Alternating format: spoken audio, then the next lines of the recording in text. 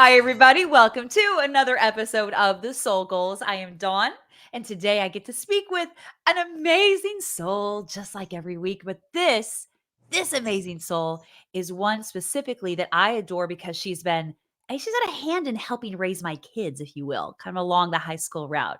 Oh, look at your little face. Just went like, oh. Sweet. I know. It's true. It's true. Coach Kylie Feldman, which we like to call her Coach K around these neck of the woods, hails from Brooklyn, New York, via Boulder, Colorado, via a lot of other places along the way, all along that western seaboard, which we'll get into that later. But she is a strength and conditioning coach at Father Ryan High School here in the Nashville, Tennessee area. That's where my kids got to know her. My oldest daughter got to train with her. I think actually you took the job when my older daughter, who's now a junior in college, was either a freshman or a sophomore. Sophomore.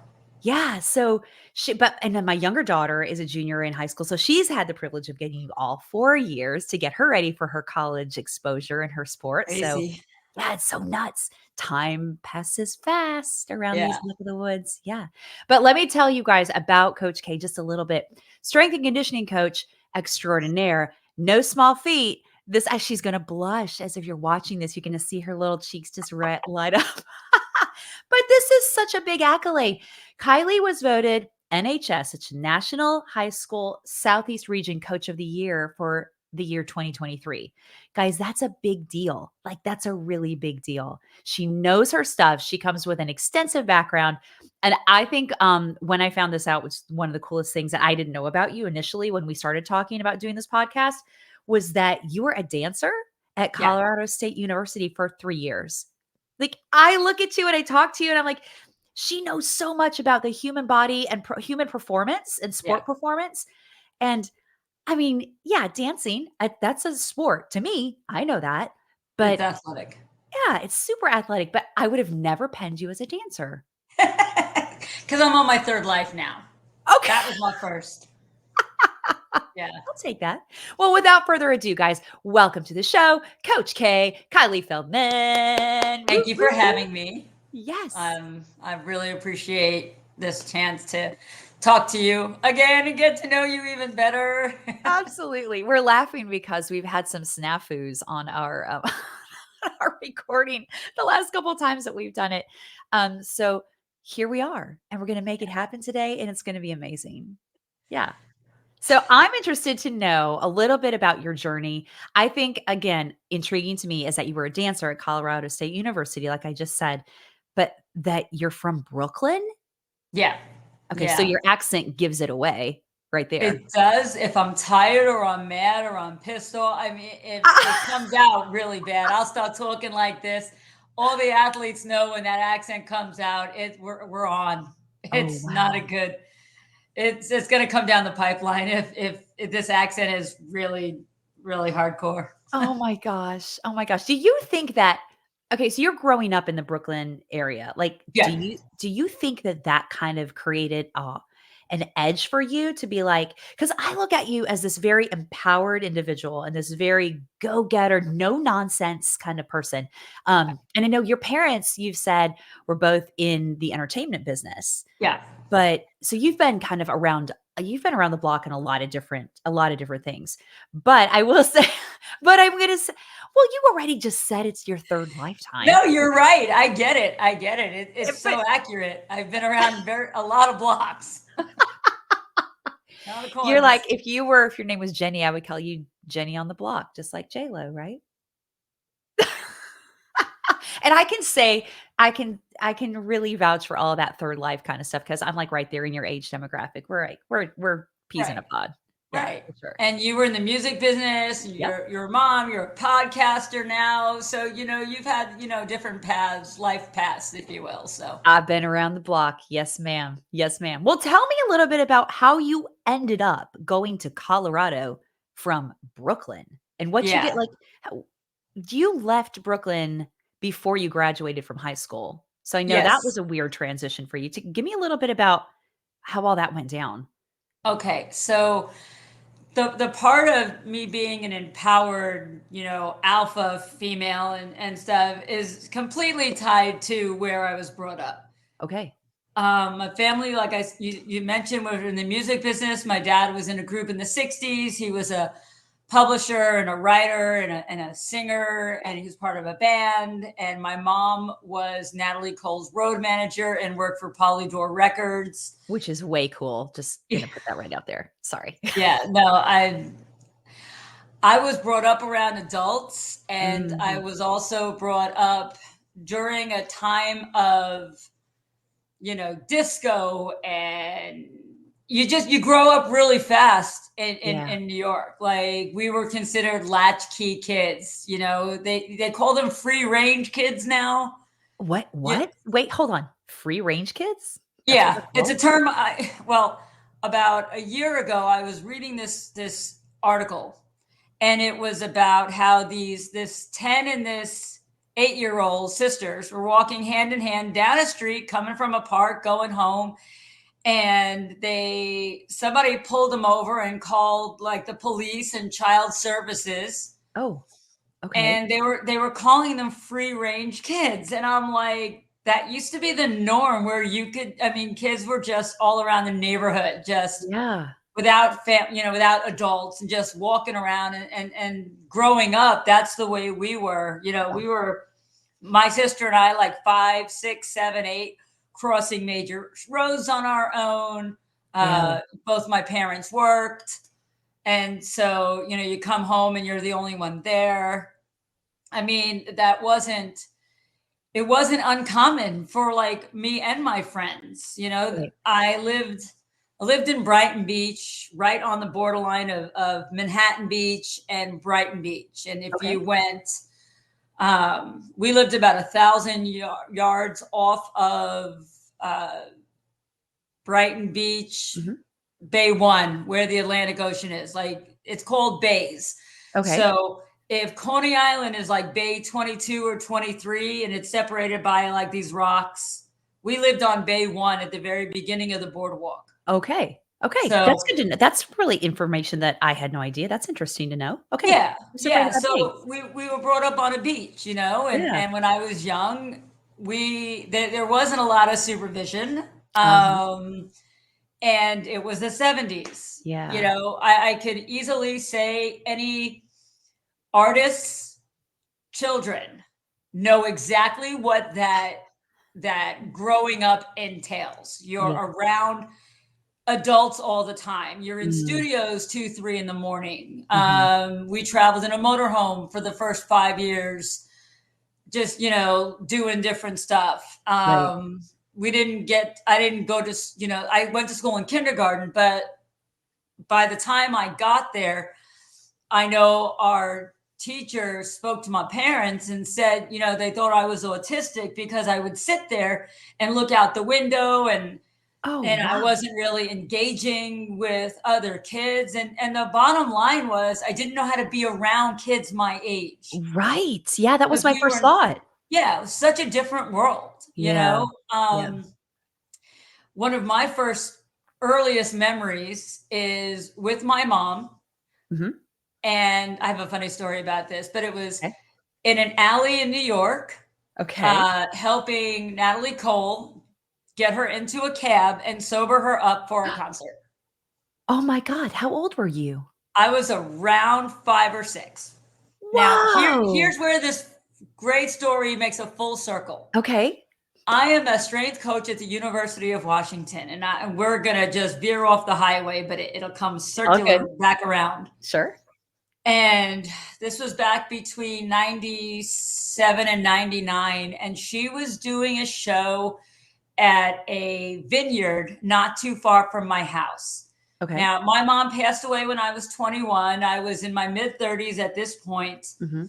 and I'm sorry, late 20s, early. Yeah, I was like 28, 29, about to turn 30. Okay. Really missing my mom. It had only been 5 or 6 years, since she had passed. I was kind of thinking, what was my mom like at my age? We're both adults now. Yeah.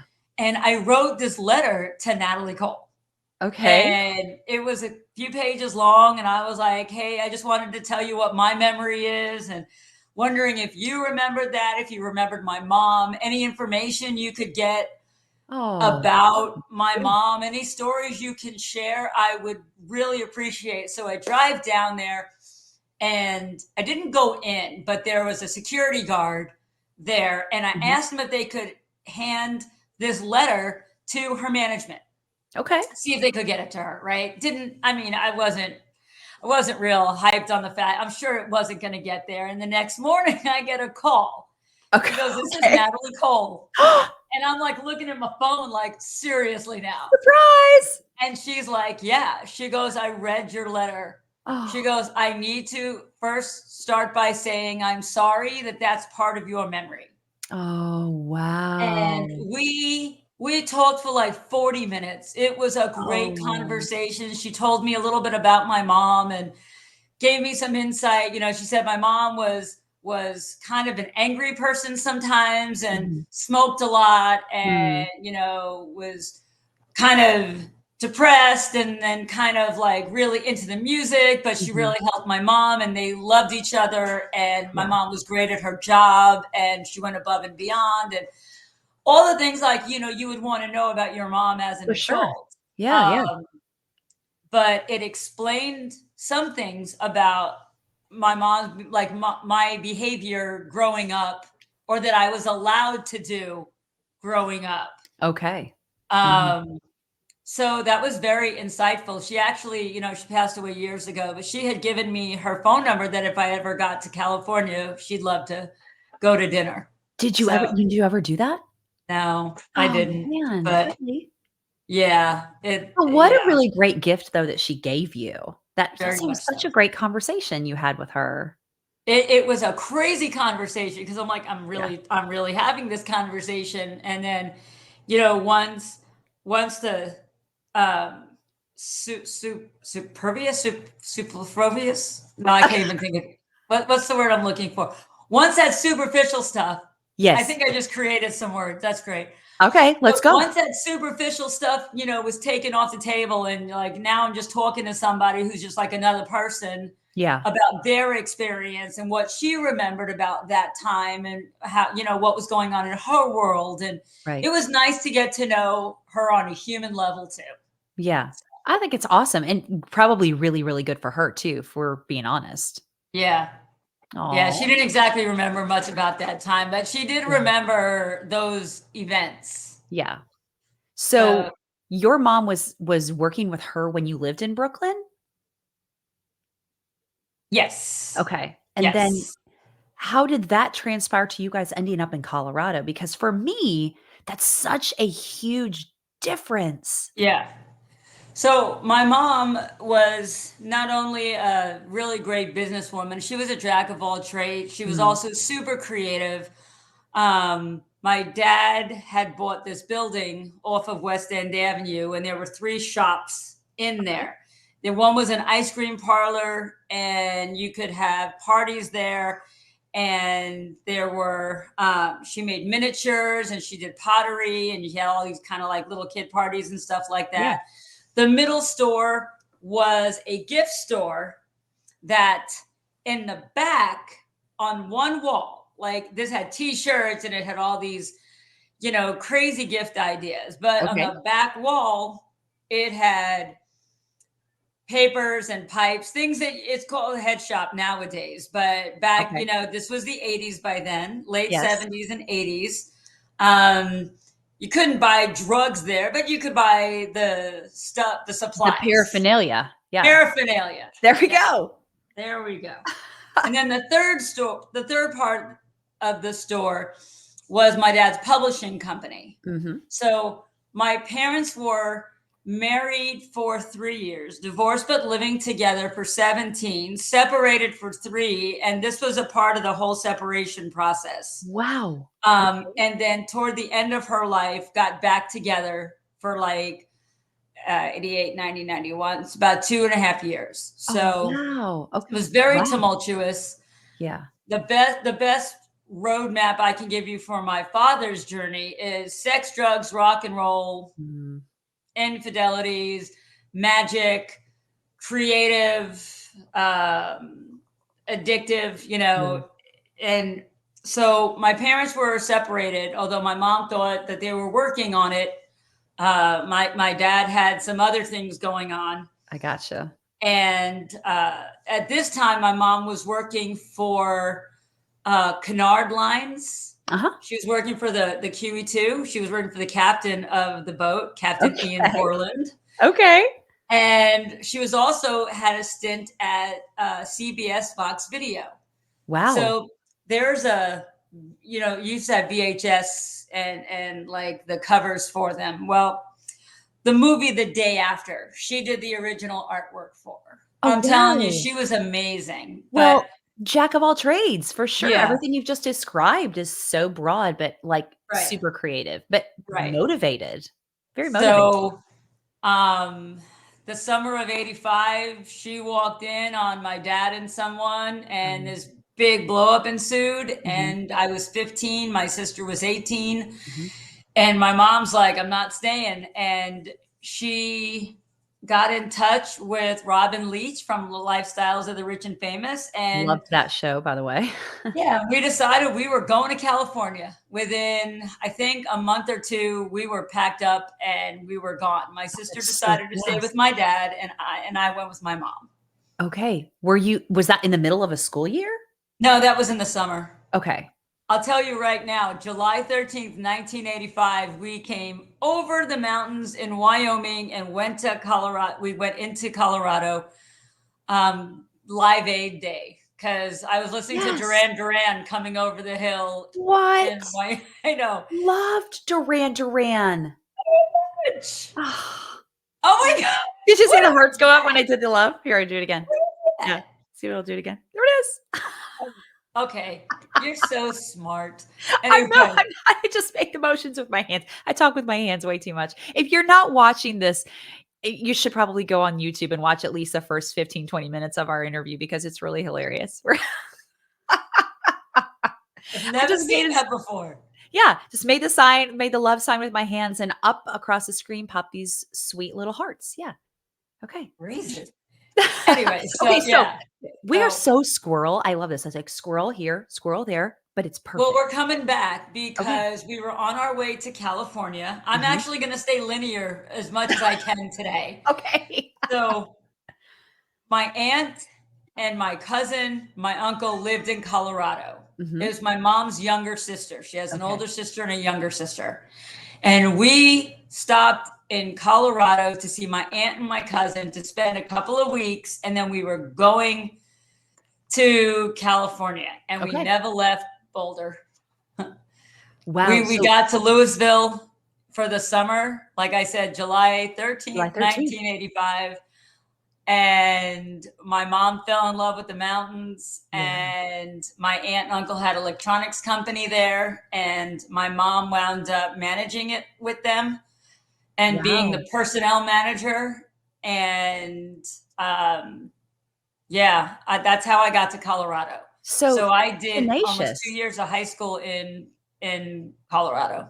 But how like tenacious is a word that I think about when you talk about your mom, but I also think about spontaneous in the same vein. But I don't think of it in a negative connotation. Right. It's like utilizing that spontaneity to work for her life. Yeah. Yeah, I think she was in survival mode. I think she Mm, was mhm. in, I'm fed up and I need something new and I'm taking my kid with me. And,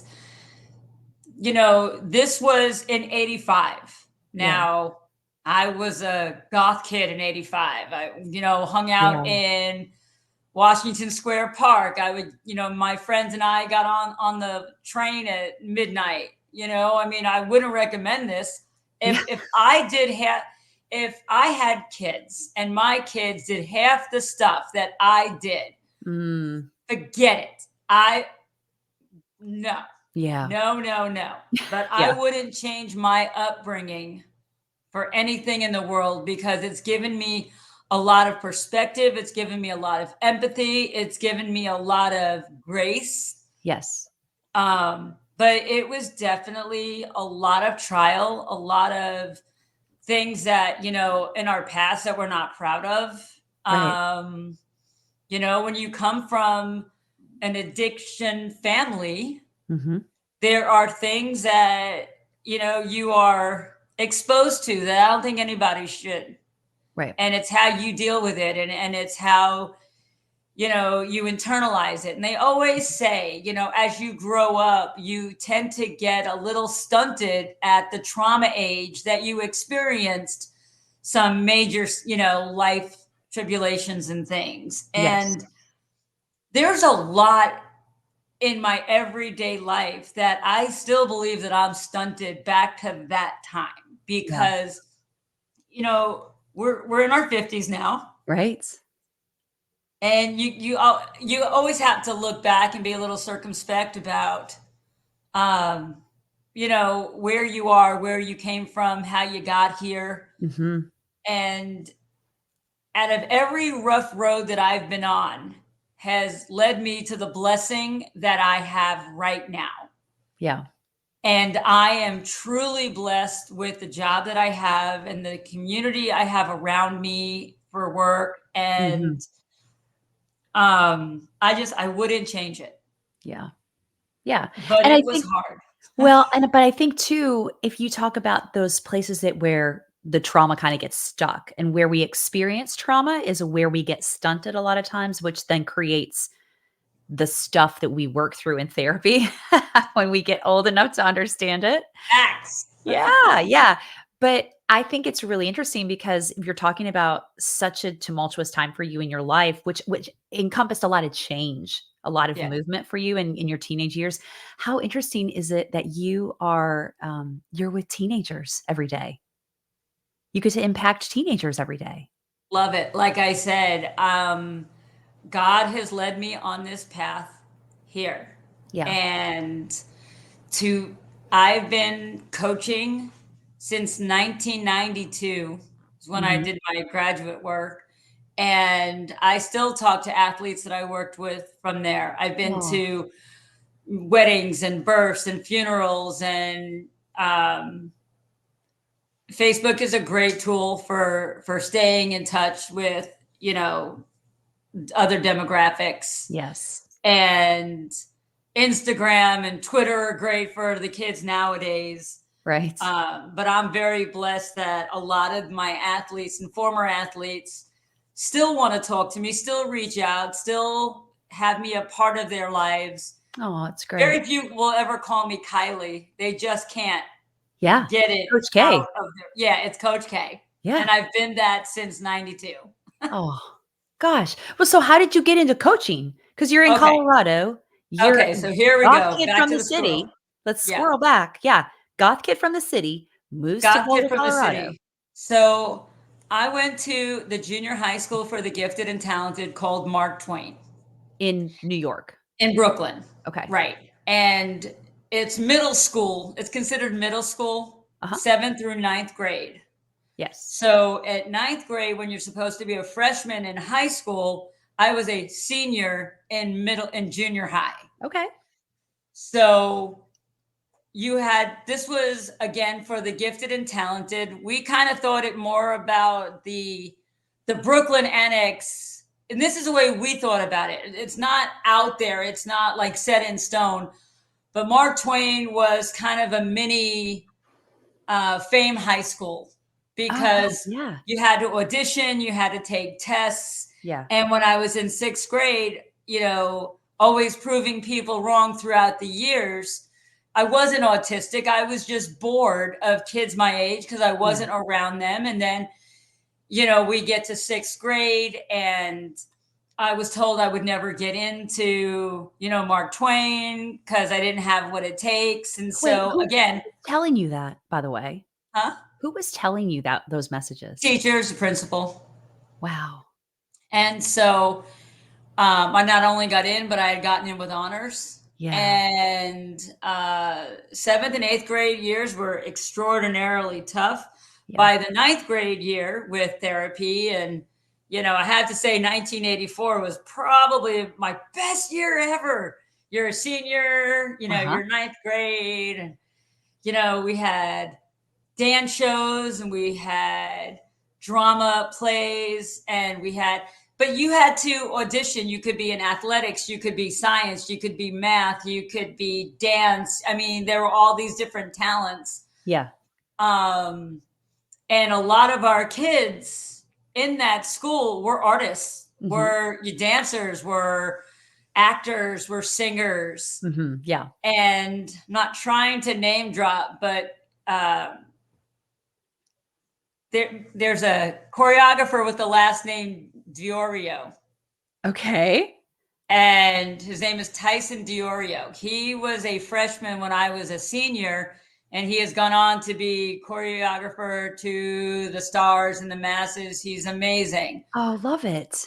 He's a great kid. Yeah. Anyway, so after I did a year of 10th grade, I did in Brooklyn, Mhm. and it was another liberal arts school. So I was a Okay. dancer there. I choreographed. There were shows and things like that. And by then, I'm 14, 15. I've got the hair shaved on each side. I've got a blonde stripe. I got the Yeah. cattails. I'm hanging out at Washington Square Park and Greenwich Village, and anybody who knows New York and knows Astor Place, and just where all Yeah. the punks, hung out, and Yeah. Canal Street, and just totally into that. And Mhm. um, then I get plucked out of there and put in Louisville, Colorado. And that was I a don't hard like summer. well, I don't mean to laugh, but it's just if I think about you and you telling that story about what you were Yeah. and where you ended up, Yeah. what a huge turn.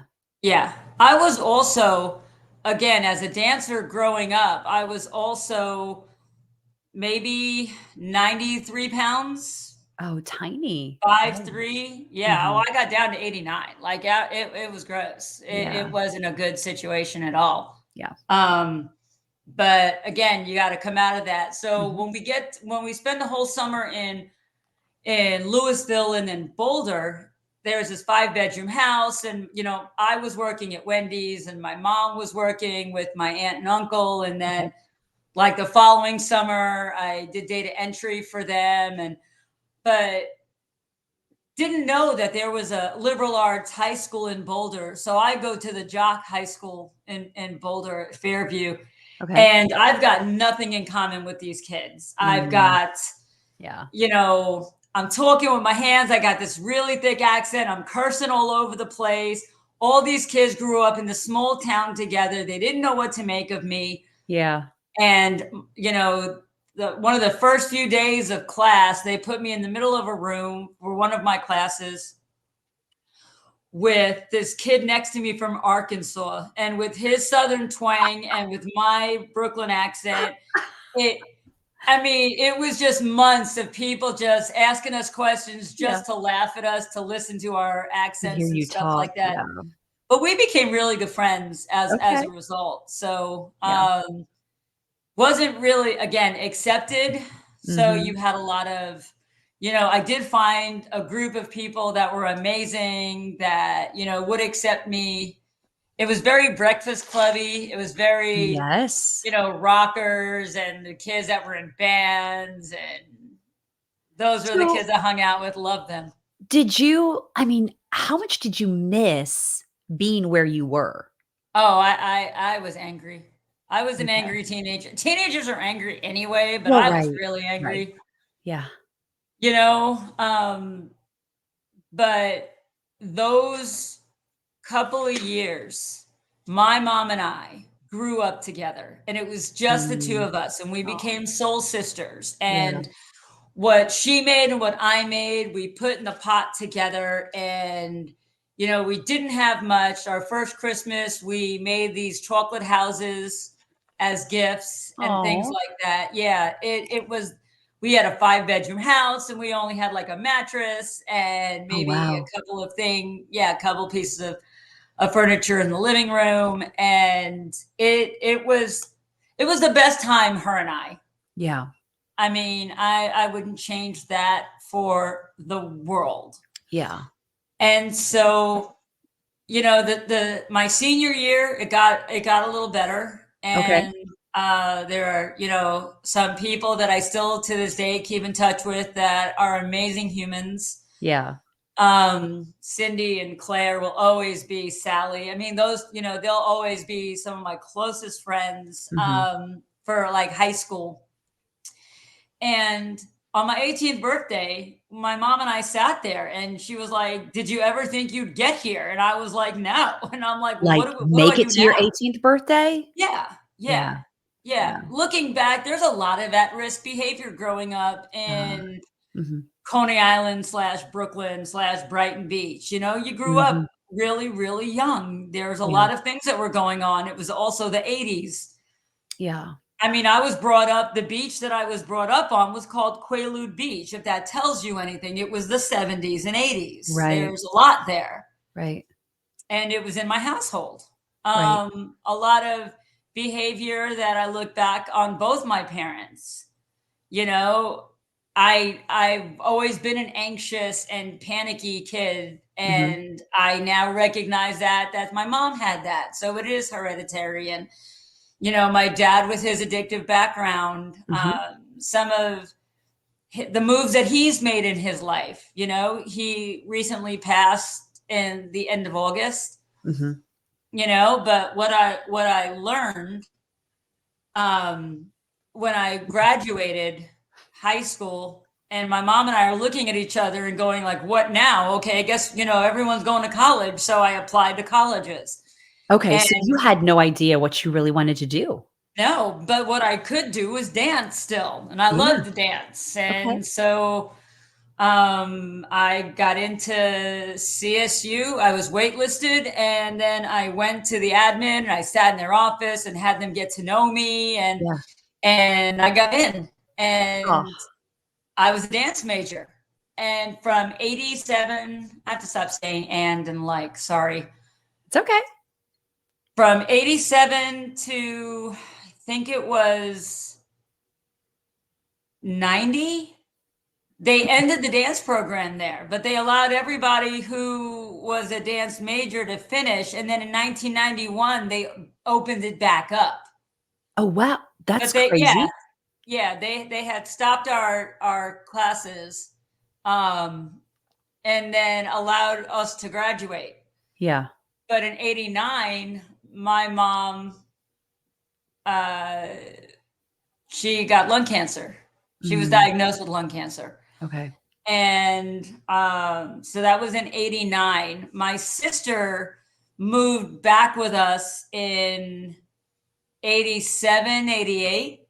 Okay, so she was with you for that time period Yeah, then. yeah. Okay. I think it was a senior year in high Mhm. school, she came and stayed with us a while. Okay. And then my parents started talking again, and '87, '88, my parents got back together, bought a house Mhm. right along the foothills. It was called Triathlon Lane, and it was bucked up in Boulder against the foothills. It was Okay. amazing. I loved that place. Oh, And '89, she was diagnosed. '91, she died. yeah. So And you actually, were in January, college. What year were you in college? my first, my second junior year, my first senior year. Okay. Okay, hold on. 'Cause, like, I'm going on, like, the COVID stuff, like, how many multiple years that people have in school, right? And how much eligibility they have right now. It's kind of a strange thing. So tell what your okay, So I elaborate. got there in '87, Uh-huh. '88, '89, '90, '91. So it would have been my senior year. Okay. However, with her being sick on and off, and she passed away Okay. in January Mhm. 31st, actually in a week and a half, is her death date in Hmm. '91. And I was I drove back the night she died. I left the hospital while my sister was still flying in and drove back to school. And then my cousin and his wife at the time drove up to come bring me back. Okay. And that 6 months, I don't really remember a whole Yeah. heck of a lot because I was just on such autopilot. Yeah. Um, I will say that the dean of the math department wasn't very nice about my mom dying and I had to go back the Well, day that was after what I her was gonna funeral to ask. take a You're test. you're, like, with your mom who passes away, and then you leave right away because of the was it because of school? No, I couldn't handle her dying. Like that was my runaway. My I dad gotcha. was there. My sister was flying in. We were okay. This is the weirdest story. So, um, we were told. My dad called me and said, "Look, we don't think she's going to make it through the weekend. Why don't you come in Friday and we'll have the weekend?" And Wednesday night, I go to sleep, and she comes to me in my dream and says, "You need to come home tomorrow. You need to come home tomorrow." So I leave Oh, school. wow. I just cut class. Yeah. Sorry for anybody. Don't cut classes. Don't cut school. No. But I did, for obvious reasons. Sure. And I show up at the hospital, and I'm sitting there, and I didn't tell my dad I was coming in, and my sister was flying in that day. And I sat there and I had about 2 to 3 hours with her and just said everything I needed to and said, it's okay, you can go, you can live through me and Yeah. all of this stuff. And that was around 3 o'clock. My dad showed up. I think I got there around 1, and I had that time with her. Yeah. And then around 3:30 or 4, my dad showed up, and then we left and did a couple of things. And at 5:20, we had gotten back to the hospital, and they said she was transitioning right then. Yeah. And I went to the doorway. I couldn't go into her room, but her bed was angled in such a way that there was a mirror Mhm. that if you stood in the doorway and looked at the mirror, it was right into her face. Oh, wow. Not something that you want to see. Yeah. You know what I mean? And so I was there, and then I ran into the waiting room. And at like 5:31, my dad and the nurse came out, and I'm like, "Is she gone?" And they said, "Yeah." And so, they're backing me up, trying to hug me, and I'm like, "Don't. Mhm. I'm good. I gotta go though." And I got in my car and drove 2.5 hours back up to school. Yeah. And I just walked into my dorm. My friends were like, "Hey, how are you?" And I'm like, "She's gone." And I just went in my room and shut the door. Um, Wow. yeah. And that was a really hard time. And I felt in the intervening months, I felt bad that like I wasn't there for my sister, but I couldn't be there. Yeah. I was also angry at a lot of people for the situation that my mom was back into. Okay. And so you talk about being vulnerable. So that Yeah. was a really tough time. Sure. Um, so instead of graduating in 91, I actually wound up graduating in the summer of 92. So that's where Okay. the first year, second Second year, year, junior, yes. senior comes from Yeah. because I was at school the whole time, but obviously my grades weren't great. Yeah. Well, and understandably so. Yeah. I mean, if I think about everything that you just talked about, that's a lot. And you guys were really tight for a long Oh, time. we And so tight. yeah, growing up in the environment and the atmosphere that you described, there's not a lot of learning about being vulnerable and how to handle situations that are Yeah. complicated and kind of emotionally messy. Like how do you walk through that? How do Right. you do that? Right. Yeah. And there was never, I always saw my friends that lived in Manhattan Beach with the beautiful big houses, Mhm. with the dinner that was on the table, Yeah. the 9 to 5, dads that would come home, and I craved for that. I craved for normalcy. I craved for stability. Mhm. My sister and I always talked about this. I wanted a family and a home. That's what I've always wanted. Yeah. And my sisters wanted the career. And Okay. she wound up getting the family and the child. And I wound up getting the career. Wow, it's totally flipped. Yeah. Yeah. Isn't that Crazy. interesting? Do you think, though, if you think about what their normalcy was, the people Mhm. that you were looking at, I mean, they may have looked at you with the same kind of eyes and said, "Well, that's your normal. So who's to say what normal really is, and how do you know that everything that was happening in their household was normal?" You know? Yeah. But I understand what Agreed. you're saying. That And whole behind every door, everybody's doors are, who yeah, knows what their families were truly like. I just know that, there was a lot of stability that I yeah, saw, that I yeah, craved, that I wanted, that we didn't have. yeah. Do you feel like through your career, you have found stability? Or that you've had to work extra hard to get to a place where you feel stable? Or, hey, okay, I'm gonna be really, really candid right here. Do you feel like you're still looking for stability? Absolutely. Yeah. I think that um,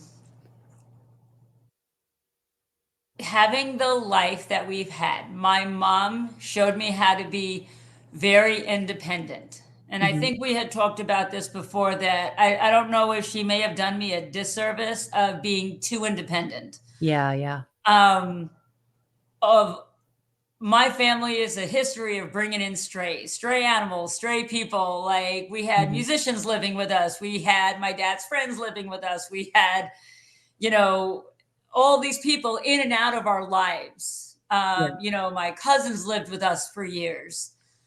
And to this day, my cousins are like our siblings. Mhm. We have, my cousin Mark is 2 days older than my sister, and they were raised as twins. And Okay. my cousin Tracy and my cousin Michael live with us for a little while, and so they're like a sister and brother to me. Yeah. Um, but I've always, I've never felt safe, and I guess to this day I'm still learning how. Mm. Yeah. So it it it took a big hit in late August with my dad's passing. Sure. But I think that that is a daily journey of, waking up and saying, okay, I'm an adult now. Mhm. I'm going to take care of the little kid in me that didn't get taken care of, and I'm going to make it okay. Right. And so the stability of a good job, people around me, and again, I mentioned this before, there are men at Father Ryan, teachers, coaches, admin, that, and my mentors in my profession, and my Right. father too, Mhm. that have really given me a beautiful example of what a man should be, Mhm. and what a provider and a confidant, and the characteristics of what you should look for, and trust. And it's Yeah. been a beautiful example. I am so in awe and blessed that those men, and watching them with their families and Mhm. their wives and their children and their athletes, and have the interactions with, other teachers and stuff, and just our community. It's amazing to watch. And Right. I'm so glad I get to actually see those role models. Right. So you do have some stability now. But I hear you also Yes. saying well, I also hear you saying that it's a choice that you have to make every day, a conscious choice to be that adult, to move through your life in a way that is productive for you, and to make those choices that are sometimes those choices are hard, you know, but that and you feel and you trust enough in yourself and your experience to that you're going to take care of yourself in the best possible way that you can.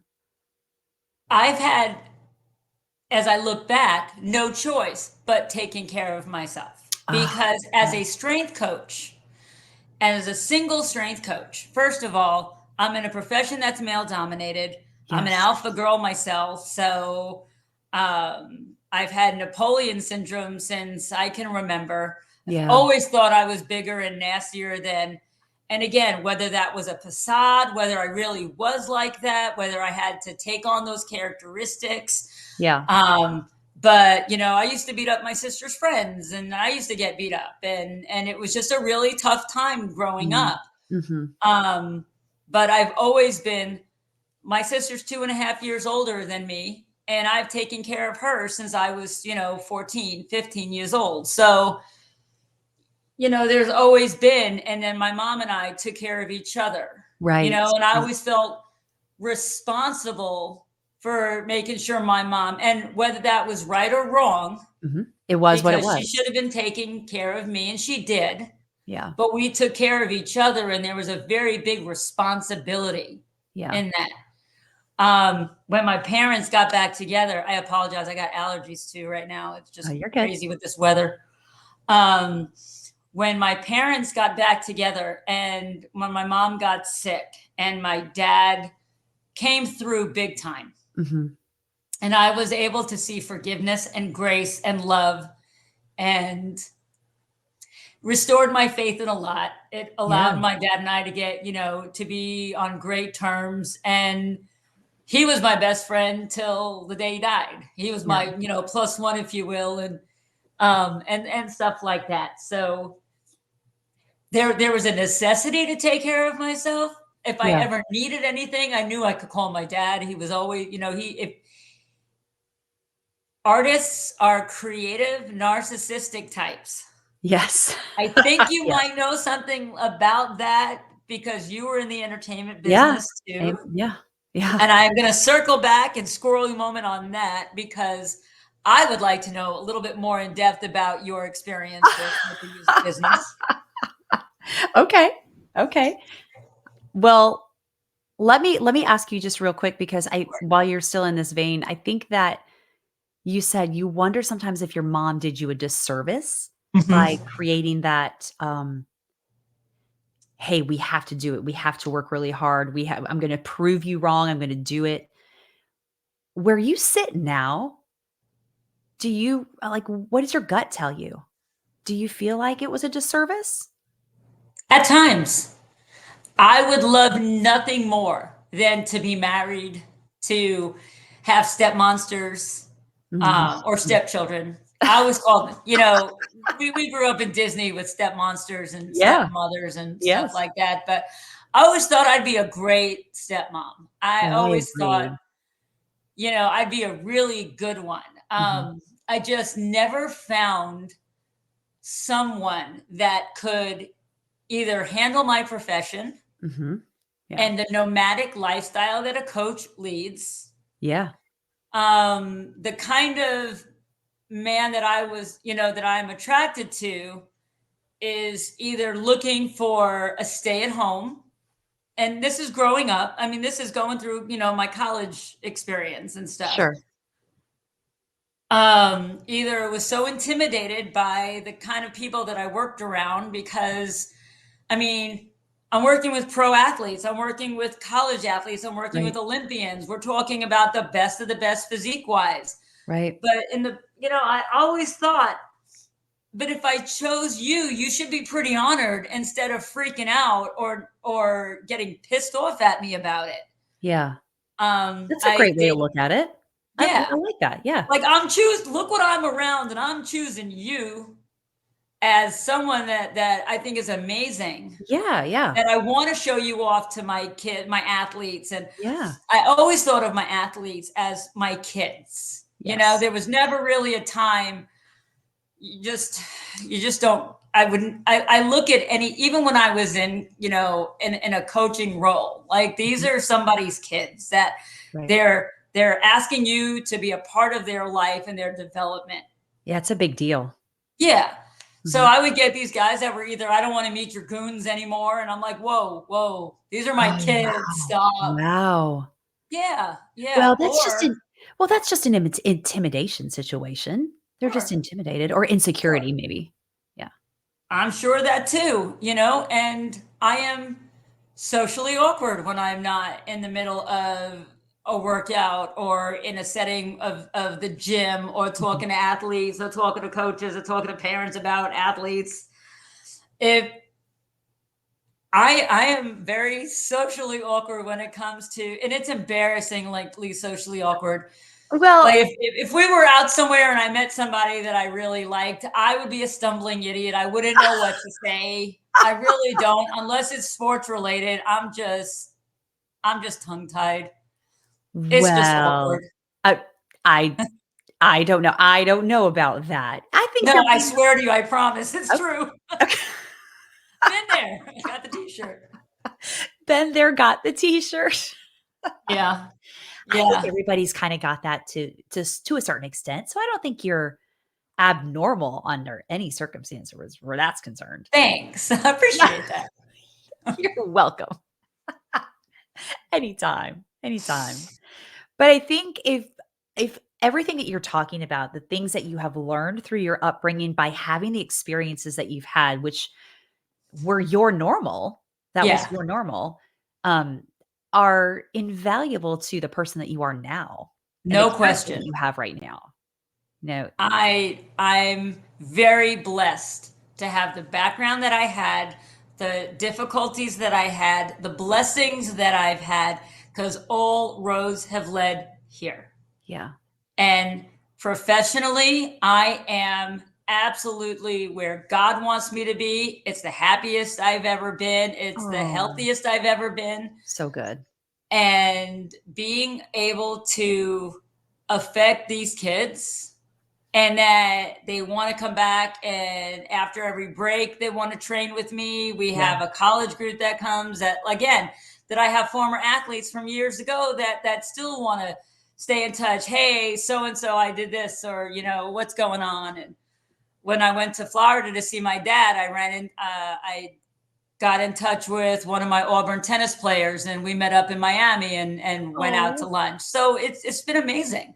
Yeah, it's relationships. You're building Yeah. relationships, and they're valuable relationships, and the fact that they all come back and that they wanna communicate with you and stay in touch with you and um, stay bonded to you is a big deal. Like, yeah, impacting lives is something that I know you don't take lightly. Yeah. Yeah. And I think about your path, like, we jump back into your college days, like, after you graduated from, Colorado, then you Hey. went on to I mean, you did stints at Washington and Oregon Yep.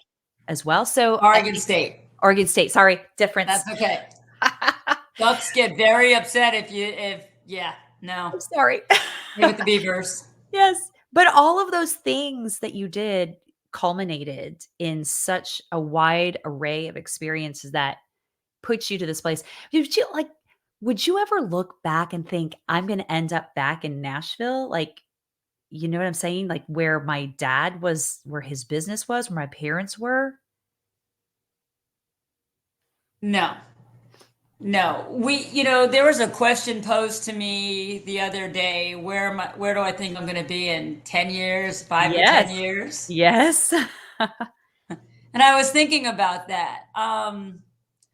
It's even growing up, it was a day-to-day thing. There Mhm. was no longevity, except there was a period in time where I really wanted to marry, you know, a guy and have a set of twin boys, dark hair, light eyes. I had the names picked out, and the names were Wow. ridiculous in itself. Oh, no, it's not. I don't think that's ridiculous. Again, something that Blaine Hollywood and Cameron. Wait, Blaine Hollywood and Cameron. It was something else. Yeah.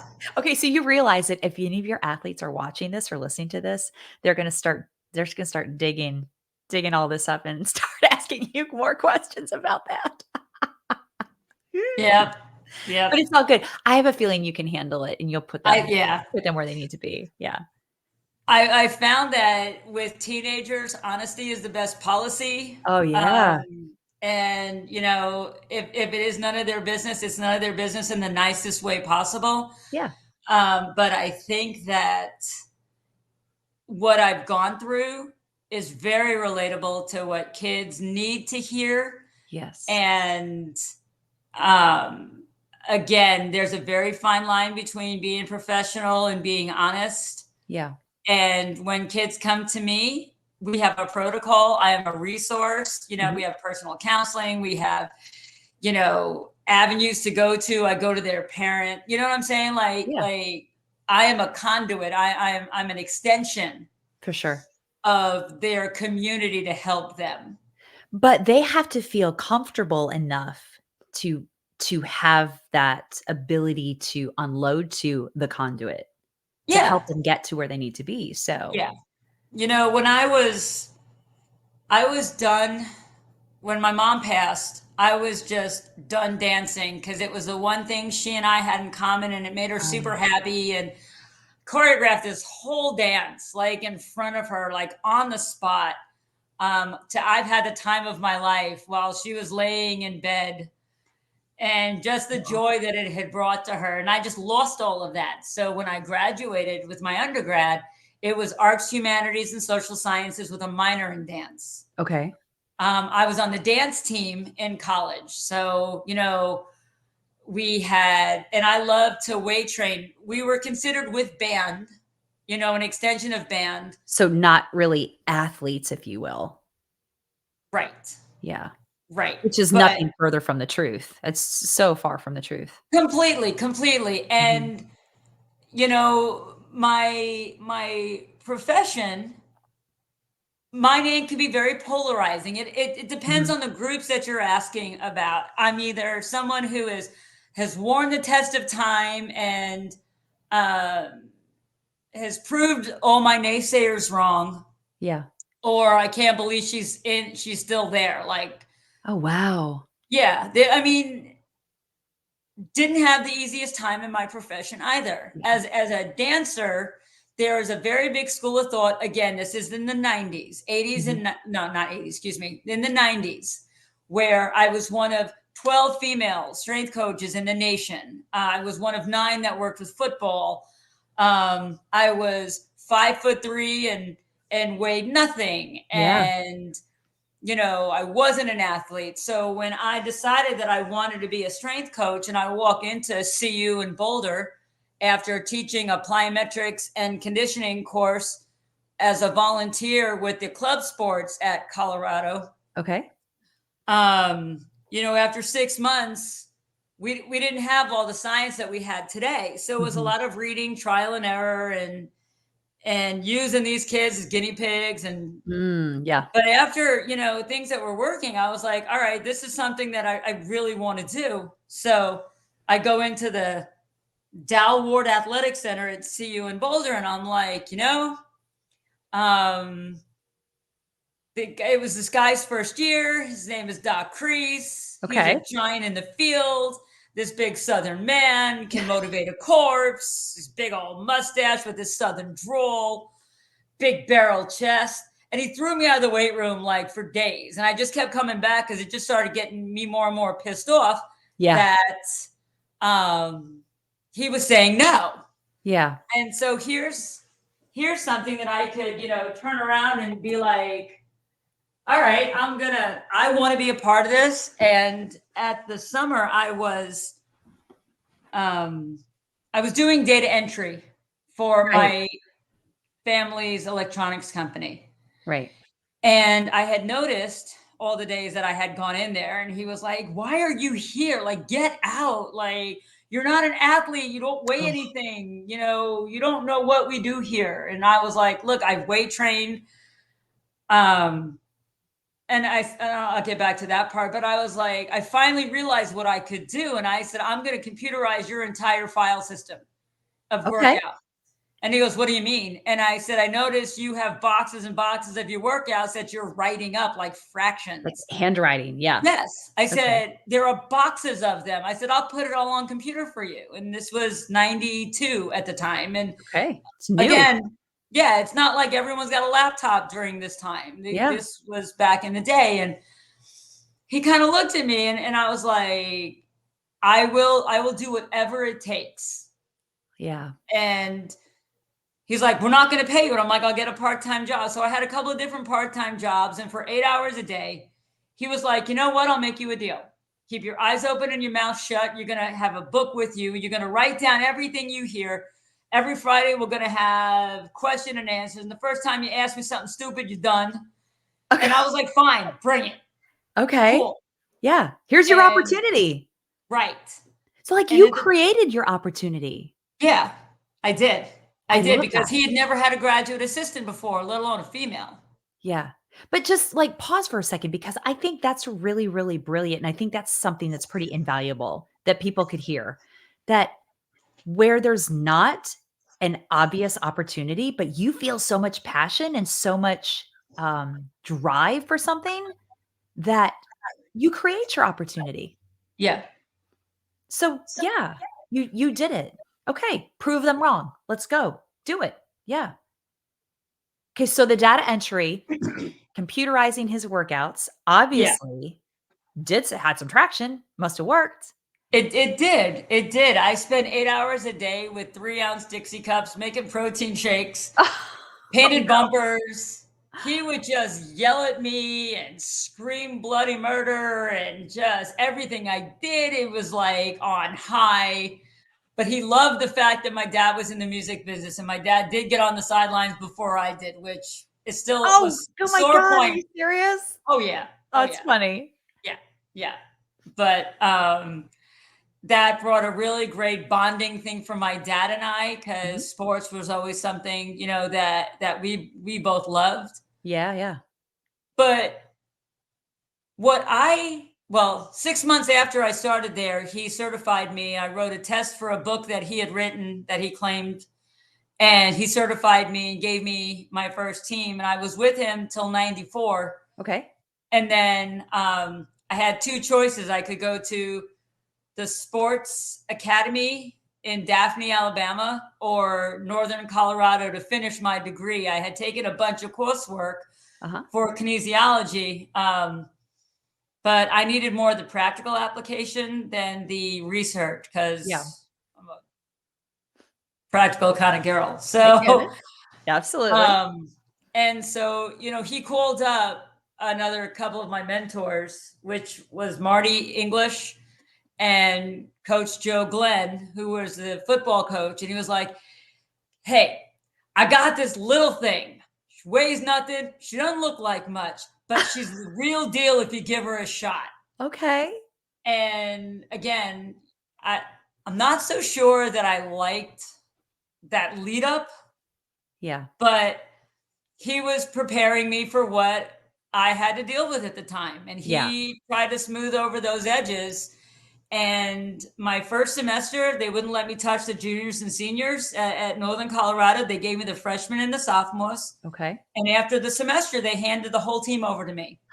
Oh, how amazing. Yeah. And then I went through the summer with them in 95. And the Denver Broncos were doing their camp up at in Greeley. Uh-huh. And I got to be around the strength and conditioning, the Denver Broncos. So I got Mm. to see what they were doing, Mhm. which was amazing to Mhm. me. Coach Vern was just such an asset. And, they saw what I was doing. And because I had all these, guys, it was like a no brainer to just kind of observe Yeah. what they were doing. And then I wanted to be full time, and I knew I couldn't do it there. Okay. But again, I go back to my Napoleon complex and Okay. wanting to dominate the world, and Mhm. just in a whole profession that said I didn't belong there. Mhm. But Yeah. here is my thought process. As a dancer, it's movement. Mhm. It gets broken down into movement science. It's center of gravity, it's center of balance, coordination, it's changing and being agile and going in different directions. And isn't that what sport is? It If is. you, yeah, Yeah. You're if right. you look at a football game and you look at a wide receiver, that is poetry in motion. A sprinter, Yeah. poetry in motion. Yes. The contact and the clashes, like on the O line, or watch a basketball player run down the court Yeah. and dunk, or tennis. Yes. It's all movement. It's Mhm. all poetry in motion, if you Yeah. ask me. And because I understood how to change levels and change balance, and then the science behind it, Yeah. physiology, biology, physics, it gave me a really different viewpoint. And Yeah. I thought it was just as valuable. And I found coaches that were like minded. And Yes. I ran into a lot of coaches that didn't. The Right. polarizing, I go back to that polarizing character for me as far Mhm. as whether I should have ever even attempted this profession or not. Mhm. You asked me once if we had gone out to California, and my life would have been on a whole different trajectory. Yeah. Oh, I'm I would sure. not be here if we Mhm. didn't stay in Colorado. Yeah. Yeah. Um, yeah. So I went, I realized that I wanted to continue learning. And at the Air Force Academy, Coach Alan Hedrick, the third one of my mentors, was doing some creative work with water logs and kegs and dumbbell work, and Okay. he was a visionary. So I volunteered for about 5 or 6 months there, and then I got my first full-time job in Corvallis, and then 6 months there I landed the opportunity of University of Washington and stay there for 3 years. That's great. I So think you brought up a really interesting point too about finding the like-minded people. And when you find that group of like-minded people, how much fulfillment that brings and what that does to boost you and your opportunities. yeah, And then how that what that does to unfolding those opportunities and creating more for yourself. yeah. I had a lot of detractors, but there Mhm. were my heroes also. Yeah, There were, they were visions of men that I could look up to and that saw value in what I could bring to the table. yeah, And, when you find someone that believes in you, because I hadn't had that. My dad's always believed in me, and I get that, sure. but my mom believed in me. She was Yeah, my spine. And yeah. when she died in 91, 92, 93, it wasn't until I found Doc Mhm. and realized, okay, this guy's going to give me some tough love that I've never, been through the ringer. But the challenges that he put in front of me were the challenges that I grew up with. Yeah, Every obstacle he would put in front of me was to see, how hard I wanted to climb over it or through it or under it or whatever to get around it or to mhm. get through it. And it Well it it well, made me. also yeah, absolutely. It shaped who you were. But also another thing to think about is those detractors you talked about, the ones that were, like, doing this and, like, butting up against you and were saying, "No," like, "You can't do this. That's impossible." All those messages that they send, whether it's verbal or nonverbal. I always tell my kids, like, those are opportunities that are pretty crappy for you. The experience is not amazing, but it teaches you what you want and what you don't want. You get really clear about what direction you need to go when you have those crappy experiences. Yep. I mean, so that also was a blessing and a gift for you, those detractors, because that helped probably get you very, very clear about not only kicking in your hey, let me show you kind of mentality, which I think all of A-type people probably have a lot of. I've seen that all through your talk here. But also those detractors show you just what you're capable of, where you wanna go and where you don't wanna go. Yeah. Yeah. Yeah. So 3 years at Washington, which is awesome. And I'll tell you, and while I was at Washington, I also worked with the 75th Ranger Regiment. Uh, that was life changing for me. But Yeah. I grew more in the 3 years at Washington and some of the adversity that I had to deal with there. Mhm. And I really became a good strength coach there, Okay. despite some people and because of some others. Oh, I love that. Despite some people, but because of some others. Yeah. Yeah. Yeah, and Yeah. that's life, really. Yep. Gosh. Yeah. To this day, and I know I had shared with you this before, but coaches that I was supposed to look up to and, basically saying that I didn't belong there or playing Mhm. an April Fool joke on me where I had Right. gotten a phone call that said I had passed the certification when in fact I didn't. And after I had been on the highest of highs and calling everybody who had ever believed in me and was celebrating and looking up to the heavens, and not to be dramatic and saying, Mom, we made it, Yeah. to have them call back, 3 hours later and say April Fool, Yeah. took me to the lowest of lows. And what I realized during that experience is how sad you must be in your situation if Mhm. you're putting so much time into trying to create problems for others. Yeah. Amen. And it made me realize who I didn't want to be and who I would never want to be or act like, Yeah. you Clear. know, Crystal clear for you. Bristol. Yeah. Mhm. And it was a very valuable lesson. To this Mhm. day, Rick Hughley, who was my big boss, who hired me, we're still very close. And he was amazing. He taught me a lot. We went through the ringer together, him and I. Okay. And um, it was the most growth. And then 5 years at Auburn, Mhm.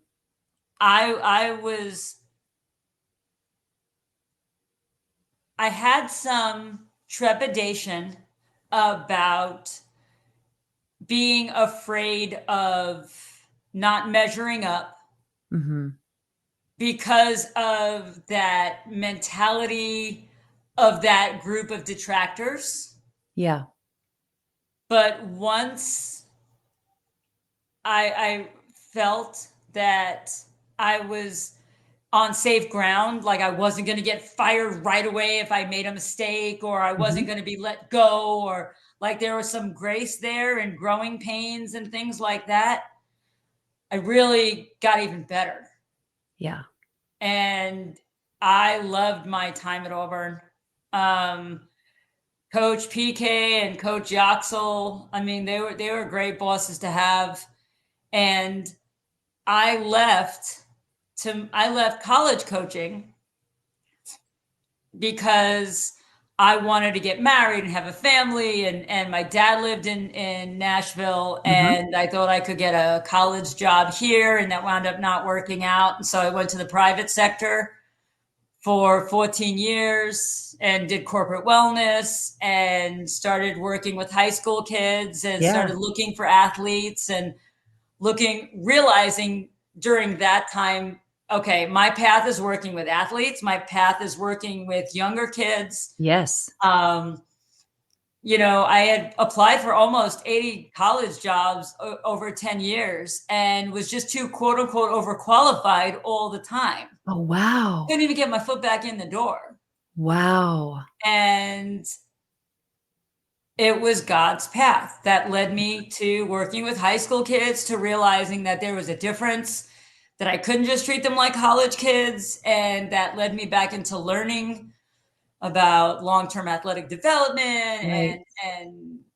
and what a difference the 14 to 18-year-old goes through. For sure. And that grew you again in another Yeah. level and with Third another life. dimension. Yep. Yeah. Yep. That's the third And life. Mhm. when I left when I left that private sports training company that I worked with, and I had applied to Father Ryan, I went and talked to the athletic director, Dr. Delauda, at the time, and said, even if you don't hire me, let me make sure that you have what you're looking for these athletes. Right. And we had such an amazing meeting. And then they interviewed me, and it's been the biggest blessing. All roads have led me here. Yeah. I Do you don't have take that for granted. I don't take it lightly. No, no, not at all. I don't think anybody that's around you would even believe that that's a possibility. Yeah. No. I had a conversation with a friend earlier today about why things don't happen faster for us when we think, I really need to do this. I really have the desire to do this. I really want to be this. But these are my goals, X, Y, and Z. And why we work so hard, put so much elbow grease into it to getting to that goal.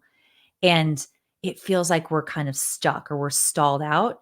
And we're like, why am I having to have this experience to be able to get to this goal? And she made a really great point. She's like, sometimes those pauses and those spaces are for our protection and to give us the space to find where we really need to be and where we really are valued the most and are um, where it's important for us to make an impact and for where it's important for us to really, really live our lives and give our gift. I was like, yeah, okay, yeah. It's really neat. Yeah, 3 lifetimes to get you to this point where you are at a place where you're really gifting so much to so many people at that developmental age where it's really, really beneficial. Yeah. I don't want when I say 3 lifetimes, I don't want it to anyone to think that, oh, I'm thinking like out here. It's just different paths. Like, No, I was no, I on don't this think so. highway and I exited off onto this highway and now I'm Yeah. on this highway and Yeah, it's no, growth. no, wouldn't take it like that at all. I think we all have these different segments. So, okay, we could call it seasons. You've had 3 different Seasons. seasons. Seasons. Yeah, we'll call it 3 seasons.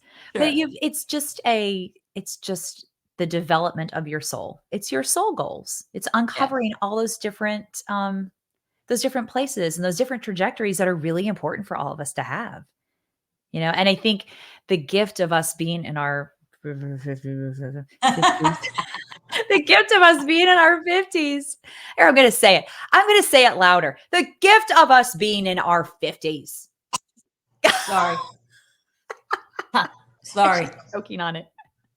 Well, Ugh. but it's I mean, we get perspective and we get to look back at those seasons of our life and go, all right, what can I do now to impact people in a way that I mean, they're going to make mistakes just like I did. And like if I think about my kids, I can't do it for them. Like they got Mhm. to walk that path. And like the kids that you work with every day, you can't do it for them. They have to make a choice. But what a really great piece you are, as you called yourself a conduit earlier. I love that. What a Thanks. great conduit you are. Thank you. Yeah, you're welcome. You're welcome. I've had a great conversation with you today. This is as always. I'm going to interject Please. the music business for you. Oh, we didn't Let's go. go. Let's Oh, go. well, what do you want to know? I'm an open Your book. path, Oh, your my path. season. My season started when I was 8 years old singing into a hairbrush, coal miner's daughter in the basement of our house. It Love started it. when yeah, it's just crazy. 8 years old. Yeah, that's been a long time ago. Ended up in Nashville via the way of Branson, Missouri, by the way. I was a singer in Branson at Silver Dollar City. Yeah. Shout out SDC Branson Mo. My dad's really close friend, Uncle Tony Orlando, who's got a place in Branson.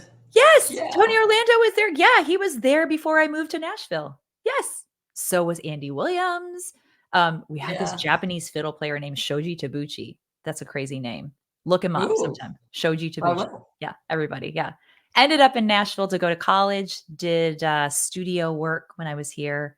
Ended up going into treatment for my issues that I had, which was a godsend for me when I moved to a larger city. And I ended up leaving the music industry altogether. But I worked vicariously through a number of artists in the music industry, personal training, coaching in that capacity. So I still was involved in it, which was great because I do love music and finding my voice in a much different direction now through podcasting has been really, really fulfilling and a really great gift. And I look at everything that I've done in the music business and I'm like, wow, I had some really great opportunities and I've met some really cool people and I've been able to be around some really cool people. Also had some really low points too. But like, why wouldn't be where I'm at? And again, I go back to the gift of us being the age that we are and the seasons that we've experienced. It's perspective, you Yeah. know? And you gotta give I think the hardest thing probably, and you can attest to this, if you talk to your teenagers, like in their workouts, the hardest part is getting started. And once Hmm. you get started, it's like it's the making the choice. And maybe it's making the choice. Yeah. And I think everything you say goes back to choosing. Yeah. Yeah. It does. Yeah. And it's hard. Making Yeah. choices are it's we don't always make the right ones. But I also, again, had a conversation last week with another friend about, she was talking about making choices and what if I make the wrong choice? And she's probably 15 years younger than me, much different season of her life with raising children, much younger than mine. And I said, like, you can't regret the choices that you make with the information that you have at the time. Yeah. You just do the best and trust that you're doing the best that you can when you do it. And you make that choice and you go boldly forward and say, okay, I am on the right path. I'm doing something ethically correct for myself and for people that I impact. So you're being ethically responsible about your choices, which is really what we're here to do. And you're doing the best that you can. So cut yourself some slack and have some grace. Yeah. And let those detracting situations teach you what you will do and what you Yeah. won't do. Very much so. Me too. And I wouldn't change a thing. I am extraordinarily blessed. You can be a victim, or you can realize that that has just made your armor that much stronger, and Mm, you can rise above it, and you have more to offer as far as advice and life experience and guidance, and just say, hey, these are the choices. yeah. Anytime an athlete comes to me and says, I'm having this problem, my thing to them is we sit down and I grab a whiteboard out and we go pros and we go cons. Oh, I love it. And there's no judgment on either one, because Right. that's not my place. That is for me to just show them the pros and cons of the situation that they're dealing with. Mm, And then every time is take this sheet, talk it over with your parents, yeah. look at it, study it, add anything else you want to it, and then go talk about it. Yeah. Amen. And then tell me what you think. Tell me what you decided, because I always like to hear the end result. Yeah. But I think too, what the cool thing that you just said is you're giving them the ability to be non-judgmental and in a place of curiosity, if you will. Yeah. Just stay curious about it. Like, I know that this is a pro and this is a con for me right now. That may switch tomorrow, Right. but don't put judgment on one thing or the other. They just are what they are. And then your gut, right? And Mm-hmm. you're going to know what's the right path for you. And you got to just be in trust with that choice. It's hard. It is. It's It really hard, is. but It it's is. Because fulfilling when you can do it. So this concludes Kylie and Dawn's TED Talk.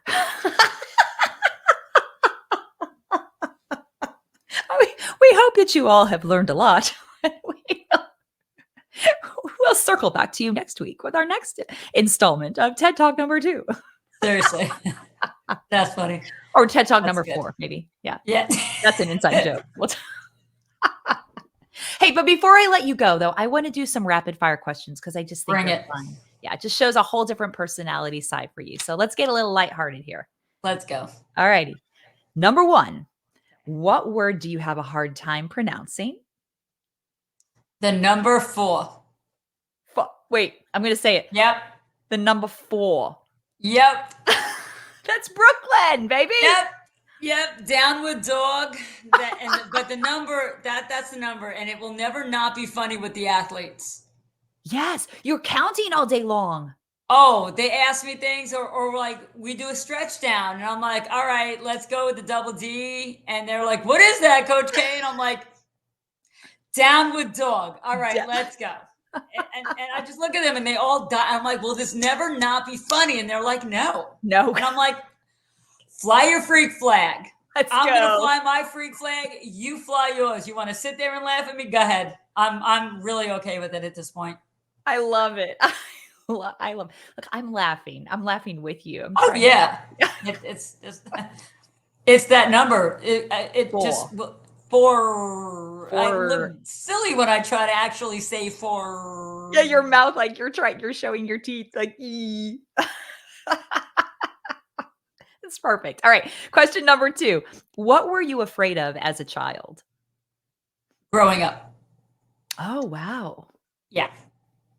Growing up Yes. in what capacity? Meaning like Getting having to be older, losing my parents, okay. getting divorced, just losing that childness, that protection that at some point I must have felt. Yeah. But that anxiety and panic has stayed with me. And it's a daily lesson on what now. Like I Yeah. wake up, I'm going to decide if I'm anxious or panicked that day to just deal with it and, be productive and continue on. But I was really afraid of that. And Yeah. now I'm in the middle of it. Well, well, you're slaying it. I'm just gonna tell you. Thank you. You're welcome. I like that. All right, question number Yeah. 3. What is your favorite type of music or maybe even your favorite song? Being that my father was in the music business, anywhere between the 60s and like 95, 2000. I'm not a very big fan, the kids will tell you, like of today's rap music. Yeah. There is some that I like. I mean, don't get me wrong. I like classical, I like country. Um, but I I I don't want to say force them to. Sometimes I don't give them a choice. I call it music education because Oh, I'm about perfect. educating. Yes. So I do a lot of music education with them between the 60s and the late 90s. And I Because think that without our old school rap, they don't have theirs today. amen. This That's the so true. Yep. Do you, gosh, doggone it, it just escaped me. If it comes back, I'll squirrel moment back to you. I was They thinking don't about know it. Motown. No, they don't. Hmm. Oh, that's so sad. How do you not know Luther Vandross? And how do you Yeah. not know the Shirelles and the Temptations? And I mean, I get it, but Yeah. so I No. try. I play music trivia with them for core Oh, class. like you're giving them like, if you can name this, I'll Yeah. take this much Yep. time off of At your the end of this, you can either do A, or if you guess it, you can do B. Oh, And that's I give nice. them 3 guesses, whether it's the genre, whether it's the artist, whether it's the name of the song. Now, there are some kids whose parents have really schooled them up well on classic rock and 60s and 70s, but Yeah. there's quite a few that we wind up doing a really long plank or a lot of sit-ups because they can't remember, but they learn. Yes. And Right. like you said earlier, you're in education. Yeah, it's a vital block. All right. Absolutely. Question number 4. What is one of your nicknames? I mean, Coach K would have to be the biggest one because a lot of Oh, kids yeah. actually think my name is Kay. Oh, wow. Um, I think I might have told you one before that I'm not going to mention now. Okay. Um, I mean, I've been called a lot of things. I've had a lot of nicknames depending on if the athletes are in a bad mood or if Oh, I push them where they're that fight or flight moment. I'm sure there are, names that come out. yes. We'll just Yes. leave it at that. Do you know that, when I was first personal training at the Y, I had my first ever client, I was so excited, newly certified, done all this stuff through my college education. I'm like, "Yeah, let's go." I think, it lasted for 2 weeks. This client fired me because she said that I reminded her of her mother and that Ugh. I was, like, bossing her around like her mother, and I was, like, mortified.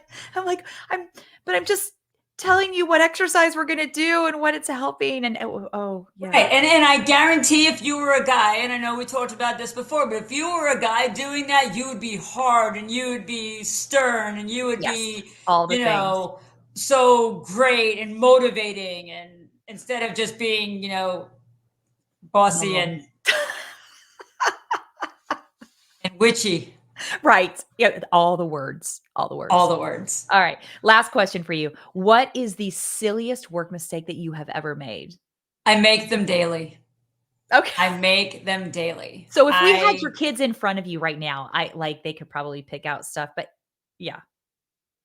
I'm going to pick the most recent one, which was the day I came back after my dad's funeral. Obviously, you're kind of still in a fog. Yeah. And my first day back, I'd been there since like 8 o'clock in the morning, and by like 1 in the afternoon after my class, it's about 12:40, and one of the kids looks at me and goes, "Coach K, you know your pants are on inside out, right?" Oh, And I just wow. looked down and I was like, You "I'm told glad us? to get up." So I'm Oh, glad I got up. So my shorts were inside out and backwards. Yeah. no one told you for like 5 No, hours? no, no. I had the seams on the side. I had the seams in the front. I had the tag in the back. No, Oh, nobody was saying anything to no. me. I just thought I won the day by being there and being present. So Yeah. I just had to laugh. And I did. I laughed a lot. I was just like, Oh, that is exactly what I needed. Yes, they are. They are inside out. Absolutely. Thank you for sharing this with me. I yes. appreciate it. W on the day for the win, for Yes. being here today. Well, and as we wrap up, I'm just gonna say W on the talk today. This Thank is you. amazing. I'm so glad that we were able to sit down and have another great conversation with each other about all things vulnerable and all things that are intimately you, that make you up, right? And the experiences that you've had, because you, like you've said, you wouldn't change them. You know? Well, it's not like there are people to open up to, like that kind of, vulnerability and that kind of depth. Those are not things that I share. So the fact that we were able to Oh, try is get open that, yeah, that's pretty big time. well, thank you for being vulnerable. That's that. Thank you I'm for giving honored. me a safe space to do it. Oh, you're so sweet. And I'm not gonna tell you how many people listen to this every week, so I'll tell you about it after it's aired. It's gonna be great. But I really appreciate your vulnerability. All seriousness right here. I really do appreciate your vulnerability, your openness, talking about your process and giving so much vital information about your path. I think Thank that's you. how we learn, that's how we evolve, and that's how we grow, and that's how we ultimately connect with other people. It's just it's being real. And it's hard for a lot of people to do, but you did amazing. It's what gives me the basis in which I can help guide these kids, because it comes from a place of honesty, and Mhm. kids respect honesty. Yes, they do. Yeah, all day. They can see right through it. Yep. Mhm. They smell Yeah. fear, they're like dogs. Yeah. Yes. They'll go after it. Well, gosh, Coach K, thank you so much for taking the time today. I Thank look you for forward to. letting me help raise your kids. Oh my god. Yes. Yes. Oh, Thank handing you them to over. all the parents out there that have let me be a part of your athletes and your kids' life and growing good humans experiment. So thank you for Yes. entrusting me. Yeah. Well, honored to have you be in their life. Thank you. Appreciate it. Have you a wonderful rest of your week, okay? You too, and hopefully it'll not be as icy. Oh, right? Yeah, we're gonna thaw out. We're looking forward to spring right here. Let's go. Yes. Alright, Yes. Hope. have a great rest of your day, Kylie. Thank you. Have a good night.